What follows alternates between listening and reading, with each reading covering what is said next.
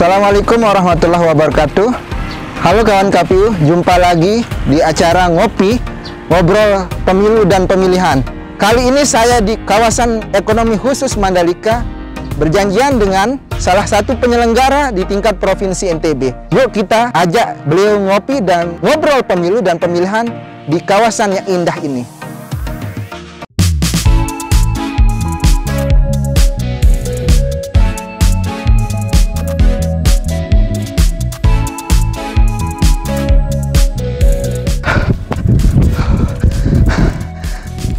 Kawan KPU, saat ini saya sudah berada di atas Bukit Seger, tepatnya persis di belakang sirkuit Mandalika. Pemandangannya sangat indah, luar biasa. Saya berjanjian dengan Pak Hilman di bukit ini, bicara ngobrol tentang pemilu dan pilkada. Banyak hal yang akan kita bicarakan di bukit yang indah ini, tentu dengan panorama menarik dan indah dari Mandalika. Pak Hilman, oh ya, guys, mantap. Gimana? Capek ya naik di atas bukit ini? Ya lumayan lah. Ini kita sambil lihat-lihat pemandangan ya. Itu ada pantai-pantai, ini sirkuit luar biasa. Gimana?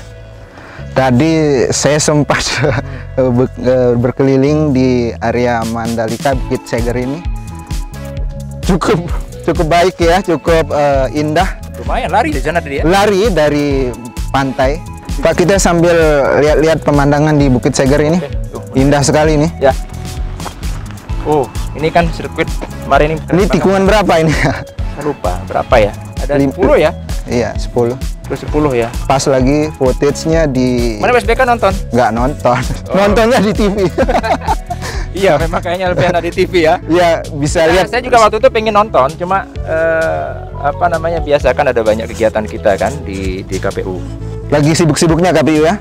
Ya, sekarang kan mulai persiapan ya. Sekalipun di 2021 ini kan pasca setelah kita pilkada, kemarin kan pilkada di 2020 di akhir kan. Kemudian di slide pertengahan ada beberapa perselisihan itu. Nah, habis itu kita sudah relatif kosong. Kosong dalam artian tidak ada tahapan, tetapi itu jadi ruang kita untuk ini, Mas Reza, untuk penguatan kelembagaan dengan cara penguatan di SDM. Jadi mulai sekarang sudah penguatan dari organik. Jadi semua organik ini upaya dari KPU untuk penguatan kelembagaan. Maksudnya organik apa, Pak? Maksudnya... Organik itu yang langsung memang pegawai KPU sendiri. Oh, pegawai KPU jadi. CPNS sudah banyak yang masuk. Vertikal ya. Jadi sudah mulai banyak yang masuk. Jadi gitu. Jadi kita penguatan di kelembagaan kita. Jadi itu. Dan kemudian belum juga kita sudah mulai upaya penguatan di sistem kita, pembinaan di internal gitu ya. Ini dalam rangka kita untuk penguatan kelembagaan sebelum kita menghadapi tahun 2024 nanti. Sehingga saat ini merupakan ruang bagi KPU sebelum tahapan dimulai. Ini kan masih proses belum penetapan waktu pemilihan, waktu pemungutan suara. Masih dalam proses kajian di KPU RI. Sekalipun KPU sudah ada tawaran di Februari untuk pelaksanaan pemilunya. Tetapi dalam rangka yang masih belum tahapan ini, yang tadi selain saya sudah sampaikan penguatan kelembagaan. Nah, sekarang tahapannya juga bukan tahapan, jadi kegiatannya banyak sekali. Sekarang KPU juga sedang melihat di mana ruang-ruang regulasi, penguatan ruang-ruang celah-celah regulasi hukum kita, misalkan yang itu perlu ada perbaikan. Terus kemudian di kita juga di KPU NTB kan ini kita sudah mulai banyak juga kita melakukan penataan di semua lini, di semua sektor kelembagaan kita. Jadi meski pemilunya 2 tahun lagi, 2022, 3 tahun lagi, KPU sangat sibuk rupanya ya tahun ini. Karena apalagi kalau seandainya nanti ditetapkan di bulan Februari, maka mau tidak mau akan cepat kita akan melaksanakan. Itu Februari pemilu apa? Pemilu 2024 untuk pemilu. Besok kan di tahun 2024 akan ada pemilu ya, pemilihan umum. Kemudian nanti akan ada pemilihan kepala daerah di bulan November 2024. Di tahun yang sama. Tahun yang sama. Di 2024. Bulannya saja yang berbeda. Bulannya saja yang berbeda. Baik Pak, banyak sekali ya hal yang saya ingin tanya tentang pemilu dan pilkada, khususnya Bapak ya terkait ini. Asik sekali kita ngobrol pemilu pilkada di atas bukit dan pemandangannya indah. tapi kita sambil jalan saja mungkin tepatnya Pak, kita jalan, kita ya Boleh, nah, AS ya, kita boleh, asik, baik. asik. Mari kawan KPU kita Enaknya ke situ tuh ya, baik. ke pantai ya. Nanti kita ngobrol sana deh ya, biar agak asik.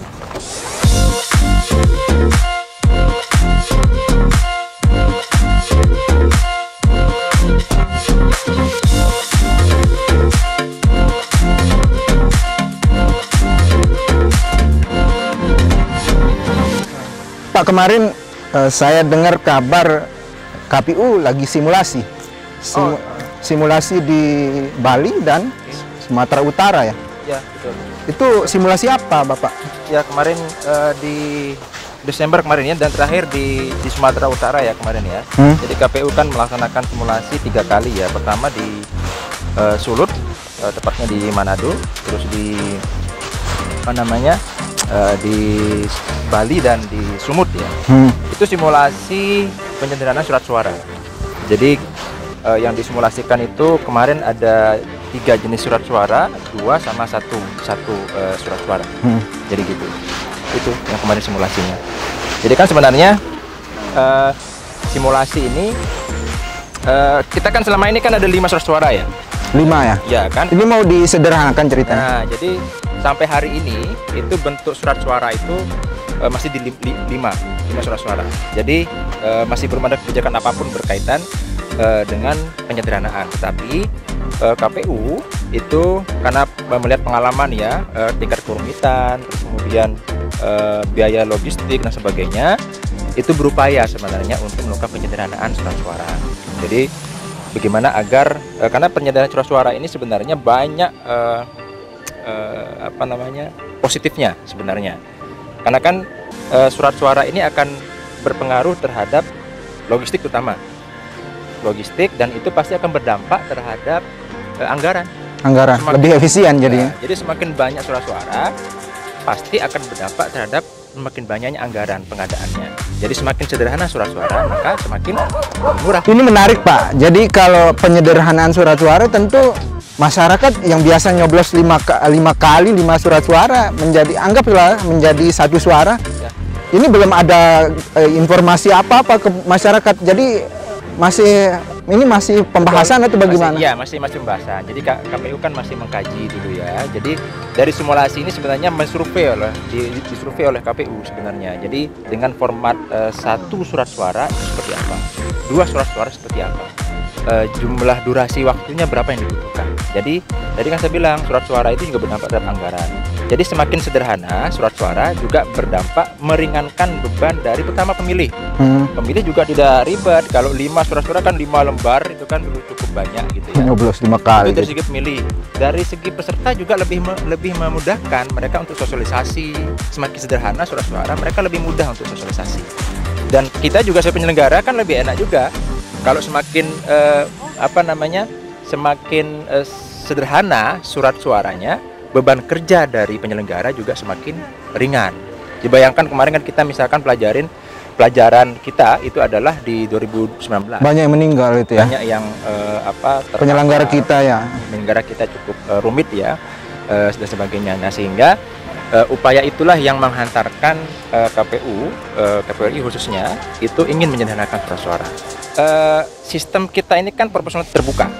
Jadi ya, kalau menurut saya adalah semakin terbuka sistem kita, maka memang semakin banyak elemen yang harus ditampilkan secara transparan di dalam surat suara, gitu ya. Dan itu pasti akan berdampak terhadap semakin kompleksnya yang harus dihadirkan di surat suara. Nah, ini tantangan kita sebenarnya. Kalau di dalam sistem proporsional tertutup, yang dimana wakil sebagainya hanya partai, cukup partai saja. Misalkan pengalaman dulu sebelum reformasi misalkan, pada saat tertutup kita cukup hanya partai saja dicoblos. Sekarang karena kita sistemnya terbuka, itu harus mengetahui publik atau masyarakat pemilih harus mengetahui siapa calonnya, dipilih secara langsung. Nah, tantangan kita adalah bagaimana agar kita dalam situasi yang proporsional terbuka, tapi ini dengan cara yang sederhana, terbuka tetap kita, karena pada prinsipnya kan semakin terbuka itu jauh lebih menjamin terhadap hak pilih atau pemilih itu bisa lebih mengetahui siapa yang akan menjadi calon mereka atau wakil mereka di kemudian hari. Jadi ada tantangan buat penyelenggara ini, selain yang tadi Bapak udah sampaikan, ada pemilih, ada juga peserta. Betul. Bagaimana kalau saya pindah memilih di TPS tertentu atau daerah tertentu, bagaimana kalau pemilih yang pindahan itu seperti apa, Ya, Pak, nantinya? Itu memang juga bagian dari simulasi kita kemarin, juga itu yang hasil evaluasinya itu juga menjadi catatan kita. Jadi catatan oleh KPU sendiri juga bagaimana memperlakukan yang pindah memilih ini. Jangan gitu ya. Apakah nanti diberi tanda khusus? Nah, kalau kemarin dalam simulasi diberi tanda khusus. Memang ada problem-problem yang perlu kita kaji bersama, problem hukumnya, kerahasiaannya gitu ya. Iya. Tapi kalau kemudian diberikan secara luas juga, itu juga terhambat. Misalkan begini, dari manapun Anda pemilih bisa memilih semua level pemilihan. Nah, ini kan problem undang-undang juga. Kita tidak bisa menabrak itu. Nah, memang ini jadi catatan di dalam evaluasi kita kemarin. Nah, yang menarik menurut saya dari hasil evaluasi kemarin, dari hasil simulasi, dari simulasi di Sulut, terus Bali dan di Sumut, itu kan ada responden ya. Hampir semua responden itu lebih memilih surat suara yang jauh lebih sederhana. Misalkan Berapa? Misalnya kalau di Sulut itu kan ada 2 TPS ya. Jenis surat suara kalau nggak salah itu 23.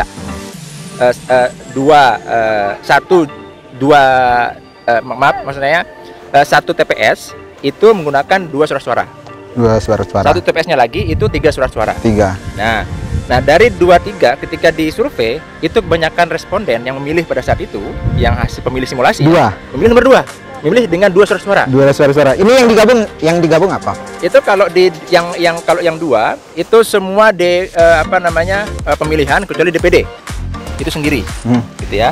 Nah, kalau yang di 3 itu seingat saya itu adalah semua pemilihan, terus DPR, DPD, Presiden, DPD sendiri gitu ya, sama DPRD kabupaten kota.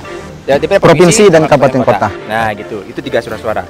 Nah, kalau di Bali itu ada surat suara 2 TPS juga, tapi 1 surat suara dengan 3 surat suara. Yang 1 versus 3 ya. 1 versus 3. Hasil survei banyak yang milih 1. Milih 1. Ya. Kalau di Sumut itu 2 dan 3. Kebanyakan pilih 2. Ini menarik, menarik. Makanya di situ saya simpulkan ternyata pemilih itu lebih memilih sebenarnya semakin sederhana surat suara, mereka akan lebih senang. Kalau lihat dari kecenderungan dari survei itu, maka lebih nyaman mereka ya. Pemilih lebih nyaman nyoblosan. Pencoblosan lebih sederhana, dan dari segi waktu juga semakin sederhana itu lebih lebih singkat. Mereka butuhkan waktu di mana? Di bilik suara itu jauh lebih singkat dibanding yang lebih banyak jenis surat suaranya. Jadi gitu. Ini lumayan nih. Luar biasa kita jalan. Wah, ini seharusnya kita lepas sepatu nih.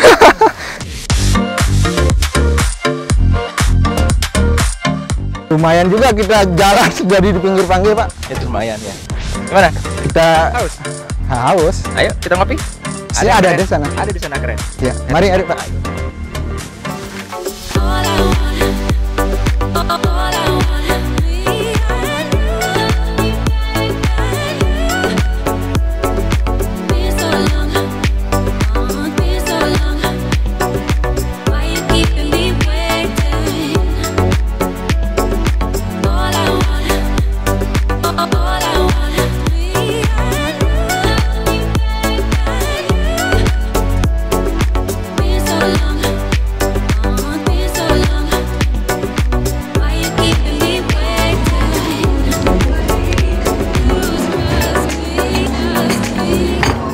Pak, di sini kita bisa lihat seluruh kawasan ekonomi khusus Mandalika, Bapak. Ya, tadi kan udah kita lihat tadi itu kan kelihatan sampai sirkuit Mandalika kelihatan sirkuit Pertamina.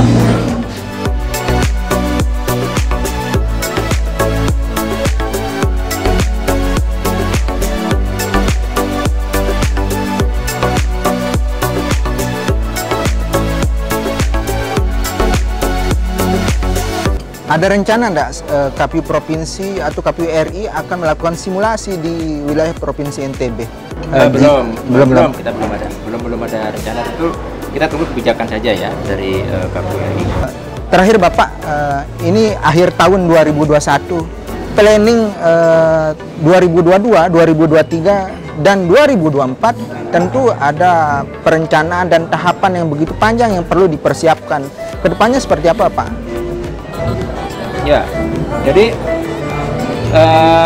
di tahun 2022 ini kita sudah seluruh penyelenggara ya, khususnya di KPU NTB dan seluruh jajaran di kita ini sudah harus siap mengencangkan ikat pinggang, karena ini sudah dipastikan di tahun 2022 ini tahapan akan dimulai. Baik apakah nanti misalkan ditentukan pada bulan Februari atau di bulan April atau Mei, pasti akan masuk di tahun 2022 ini mulai tahapan. Tentu dari sekarang kita sudah mulai harus siap, kita harus ready. Tadi kita sudah sepanjang tahun 2001 kita sudah melakukan penguatan kelembagaan kita, yang tadi rekrutmen semua pegawai, itu kemudian kita betul-betul ada tadi ya pegawai organik sudah diperkuat di seluruh jajaran di Satker, dan memang sekarang KPRI juga dari bagian sekretariat melalui sekretaris jenderal sedang merekrut atau sedang mengisi beberapa jabatan-jabatan yang memang masih kosong di beberapa Satker. Di Kabupaten Kota misalkan ada yang sekretarisnya, sekarang masih ada proses juga rekrutmen sekretaris Kabupaten Kota di beberapa tempat provinsi yang ada di Indonesia. Jadi seperti itu. Jadi prinsipnya kita sudah akan siap untuk melakukan tahapan.